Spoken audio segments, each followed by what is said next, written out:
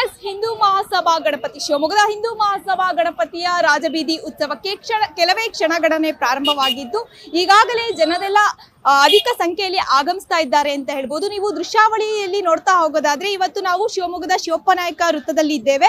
ಏನು ಶ್ರೀ ಕ್ಷೇತ್ರ ಧರ್ಮಸ್ಥಳ ಮಹಾದ್ವಾರ ಎಲ್ಲರ ಕೇಂದ್ರ ಬಿಂದುವಾಗಿದೆ ಅಂತಾನೆ ಹೇಳ್ಬೋದು. ಅಲ್ಲಲ್ಲಿ ಶಾಲುಗಳು, ಕೇಸರಿ ಶಾಲುಗಳು, ಪೇಟಗಳನ್ನ ಮಾಡುವಂತ ವ್ಯಾಪಾರಸ್ಥರ ಸಂಖ್ಯೆಯು ಹೆಚ್ಚಾಗಿದೆ ಅಂತ ಹೇಳ್ಬೋದು. ಒಟ್ಟಾರೆ ಹೇಳೋದಾರೆ ಶಿವಮೊಗ್ಗ ಇವತ್ತು ಒಂದು ಸ್ವಯಂ ಪ್ರೇರಿತ ಬಂದ್ ರೀತಿಯಲ್ಲಿದ್ದರೂ ಸಹ ಒಂದು ಹಬ್ಬದ ರೀತಿ ಸಿಂಗಾರಗೊಂಡಿದೆ ಅಂತಾನೆ ಹೇಳ್ಬೋದು. ಪ್ರತಿಯೊಬ್ಬರೂ ಕೂಡ ಈ ರಾಜಬೀದಿ ಉತ್ಸವದಲ್ಲಿ ಭಾಗವಹಿಸ್ತಾರೆ. ಶಿವಮೊಗ್ಗ ಜಿಲ್ಲೆ ಅಷ್ಟೇ ಅಲ್ಲದೆ ಹೊರ ಜಿಲ್ಲೆಗಳಿಂದಲೂ ಕೂಡ ಹಿಂದೂಗಳು ಸಹಸ್ರಾರು ಸಂಖ್ಯೆಯಲ್ಲಿ ಆಗಮಿಸ್ತಾರೆ.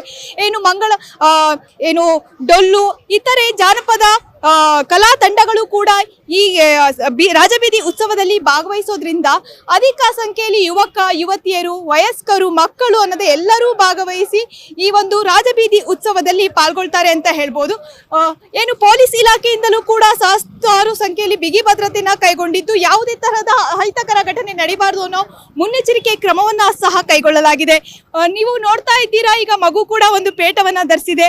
ಅದು ಸೆಲ್ಫಿ ಕೂಡ ತಕ್ಕೊತಾ ಇದ್ದಾರೆ. ಎಲ್ಲೆಲ್ಲಿ ಮಹಾದ್ವಾರಗಳನ್ನ ನಿರ್ಮಿಸಿದ್ದಾರೆ ಹಾಗೂ ಕಲಾಕೃತಿಗಳನ್ನ ನಿಲ್ಲಿಸಿದ್ದಾರೆ ಅಲ್ಲೆಲ್ಲ ಜನರು ಮುಗಿಬೀಳ್ತಾ ಇದ್ದಾರೆ.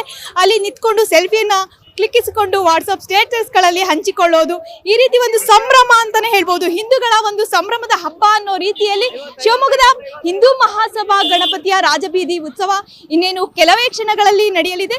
ಕ್ಯಾಮ್ರಾ ಪರ್ಸನ್ ರಂಜನ್ ಜೊತೆ ಅಶ್ವಿನಿ ನಾಯಕ, ಅಶ್ವವಿಗ ನ್ಯೂಸ್, ಶಿವಮೊಗ್ಗ.